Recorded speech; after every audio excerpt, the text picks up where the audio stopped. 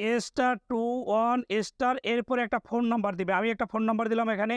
দেওয়ার পরে একটা ফোন নাম্বার দেওয়ার পরে আপনি যে এই দেখতে পাচ্ছেন হ্যাশ, জাস্ট এই হ্যাশে ক্লিক করবেন। ক্লিক করে আপনি যেকোনো একটা সিমে ডায়াল করবেন। এখন কথা হলো এই কোডটা আপনি কেন ডায়াল করবেন? কি এর কাজটা কি?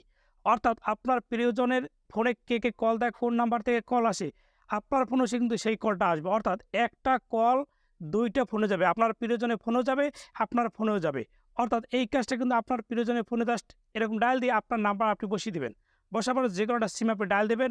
দেওয়ার পর দেখবেন যে একটা অপশন কিন্তু আপনার ফোনে কিন্তু চালু হয়ে যাবে।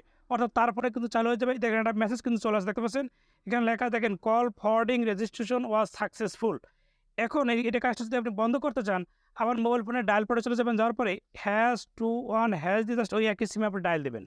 দেওয়ার সাথে দেখবেন যে অপশনটা চালু হয়ে গেছিল, ওই অপশন দেখেন অটোমেটিকভাবে কিন্তু দেখেন সার্ভিস হ্যাজ বিন ডিসেবলড হয়ে গেছে। অর্থাৎ কিন্তু কল ফরওয়ার্ডিং কিন্তু বন্ধ হয়ে গেছে। এই কাজটা আপনার চাইলে কিন্তু করে নিতে পারেন।